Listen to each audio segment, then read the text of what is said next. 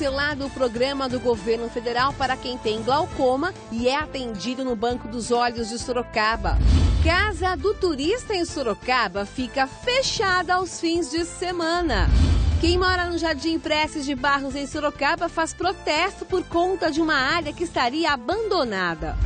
Salto de Pirapora realiza a etapa do Campeonato Paulista de Motocross.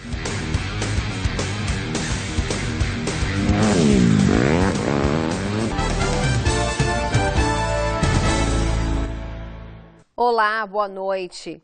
Ao contrário do que dizia o governo federal, já está cancelado o programa para quem tem glaucoma e precisa de atendimento no Banco de Olhos de Sorocaba. E o problema não para por aí. O hospital regional também enfrenta crise e afeta pacientes de glaucoma.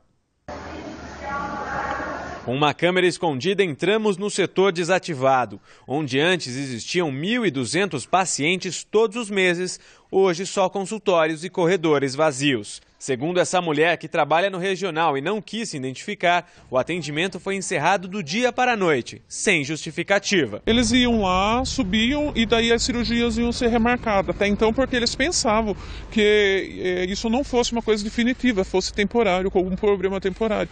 Como não teve êxito de ser temporário isso daí, eles pegaram, começaram a remarcar a cirurgia, ligando para os pacientes, falando que ligavam quando chegasse a hora, e aí foi desestruturando o setor. Apesar de ainda haver equipamentos nos consultórios, o local está assim, sucateado. Acabava material de medicação, já não forneciam mais, a farmácia falava que não tinha. Depois aconteceu com a aparelhagem lá de dentro, aparelho quebrado, e vinha pacientes para fazer exames que tinha estrutura no local para fazer, e eles não tinham como fazer porque estavam tudo quebrado. Segundo dados que tivemos acesso, desde que o setor foi desativado, deixaram de ser feitas 80 cirurgias todos os meses. Agora, os pacientes que procuram o hospital em consultas de retorno recebem um papel como este, orientando as pessoas a se dirigirem às unidades básicas de saúde e a pedirem ajuda na Defensoria Pública. Entre as que deixaram de ser assistidas está a dona Jacira. Com catarata nos 2 olhos, o neto conta que ela fazia tratamento há 2 anos. Quando ia conseguir a cirurgia, o serviço acabou. A família teve que pagar um médico particular para conseguir uma guia de encaminhamento. Agora até 3 meses sem fazer ainda. Não aconteceu nada, ninguém fala nada, não dá informação nenhuma pra gente aqui. De acordo com a família, a aposentada só enxerga vultos. Que ela não pode sair sozinha, né? Pegar ônibus sozinho não dá. Tem que ter sempre um companheiro com ela. A casa mesmo tem que sempre ajudar ela aqui. Aí tem uma família assim, comove e vem, né? Um ajuda o outro aí. A TV Sorocaba SBT já mostrou outro problema envolvendo a saúde dos olhos. No fim de maio, divulgamos que o atendimento de glaucoma na clínica especializada do Banco de Olhos de Sorocaba, o BOS, poderia acabar por determinação do governo federal. Neste mês de junho, o comunicado oficial do fim do programa chegou. Agora, os 4.000 pacientes estão sendo avisados que o atendimento clínico foi suspenso. Os pacientes que estavam agendados para receber o colírio, independente da notificação que nós recebemos, nós vamos entregar o colírio, até porque nós temos isso em estoque, porém os novos pacientes e os retornos desses pacientes não estão sendo mais marcados.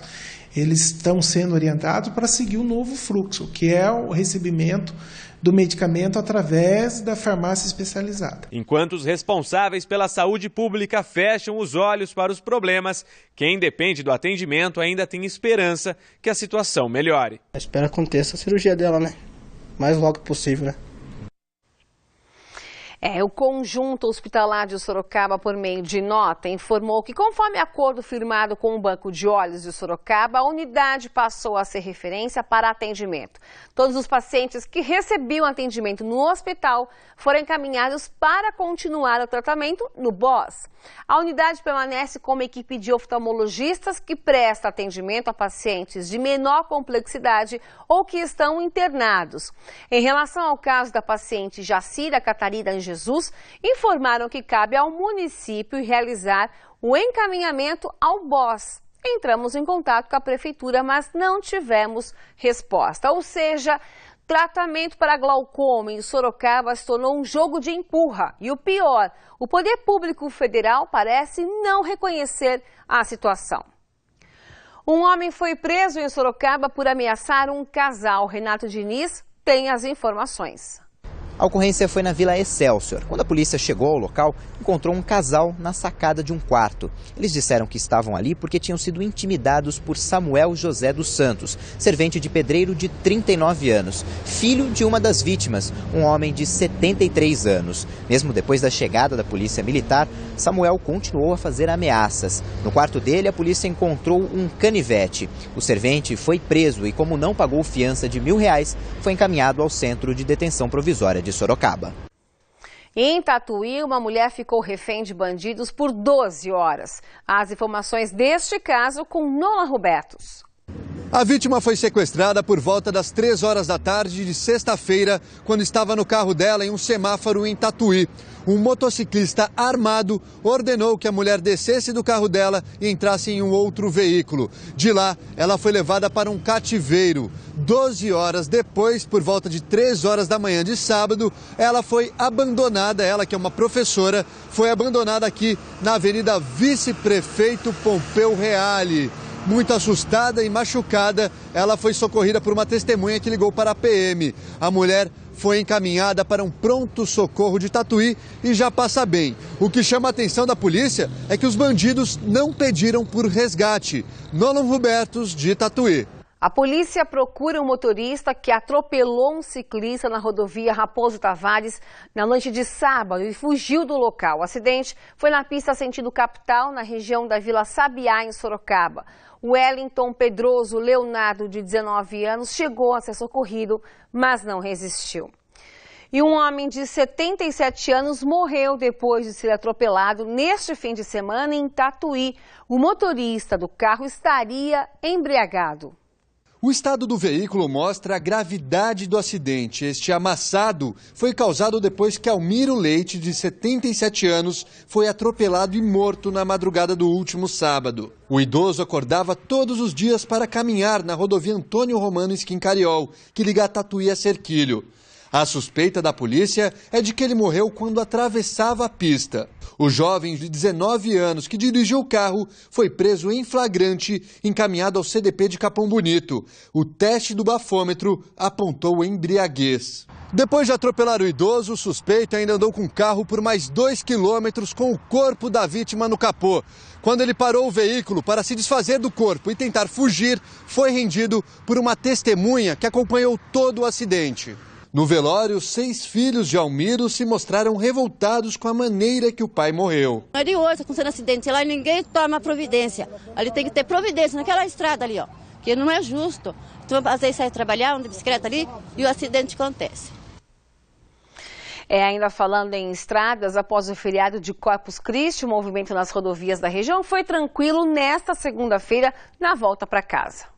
No início da manhã, uma carreta que transportava açúcar tombou no acesso da José Hermílio de Moraes a Castelinho para a rodovia Castelo Branco. Segundo a polícia, o caminhoneiro levou uma fechada de outro motorista. O veículo estava carregado com 40 toneladas de açúcar e seguia para o Porto de Santos. Ninguém ficou ferido. O trecho não precisou ser interditado porque a carreta ficou no acostamento. Com exceção desta batida, o tráfego desta segunda-feira foi tranquilo. Pouco antes das 8 da manhã, a rodovia Castelo Branco apresentava mais movimento na pista sentido interior do que no sentido capital. O motorista também não teve dificuldades nas primeiras horas do dia na rodovia Raposo Tavares, em Sorocaba. Se o movimento foi abaixo do esperado, o final de semana foi marcado por muitos acidentes, alguns com mortes. Um acidente fatal foi registrado na rodovia Antônio Pires de Almeida. Um motorista em alta velocidade bateu em um poste. Na região de Itapetininga, mais de 430 mil veículos trafegaram. Foram registrados 22 acidentes, com uma vítima fatal. No sistema Anhanguera Bandeirantes, na região de Jundiaí, passaram mais de 790 mil veículos. 52 pessoas ficaram feridas e 4 morreram em 88 acidentes registrados.